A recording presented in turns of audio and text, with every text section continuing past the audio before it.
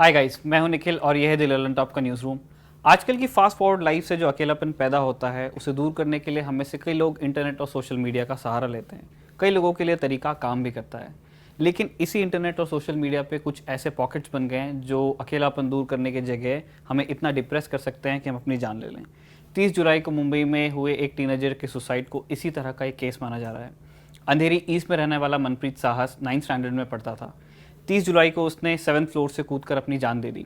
मनप्रीत की सुसाइड की इन्वेस्टिगेशन के दौरान पुलिस ने यह पाया कि छलांग लगाने से पहले मनप्रीत ने कम से कम 20 मिनट तक अपने दोस्तों से बात की थी और एक गेम का जिक्र किया था जिसका आखिरी टास्क ये था कि उसे अपनी जान दे देनी थी।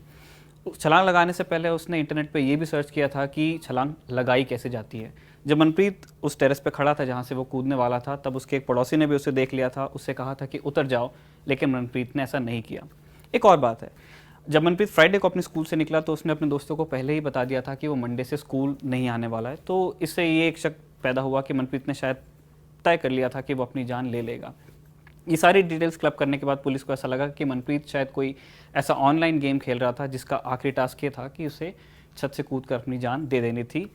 ये गेम पुलिस को लगता है कि ब्लू व्हेल हो सकता है। तो ये ब्लू व्हेल गेम है क्या? ब्लू व्हेल गेम का जिक्र सबसे पहले रशिया में तब आया जब 2015 और 16 में वहाँ पे बहुत सारे टीनेजर्स ने एक ही पैटर्न में सुसाइड की। इनकी इन्वेस्टिगेशन में ये सामने आता था कि ये सारे टीनेजर्स एक ऐसा गेम खेलते थे जिसमें 50 दिनों तक उन्हें एक टास्क मास्टर मिलता था।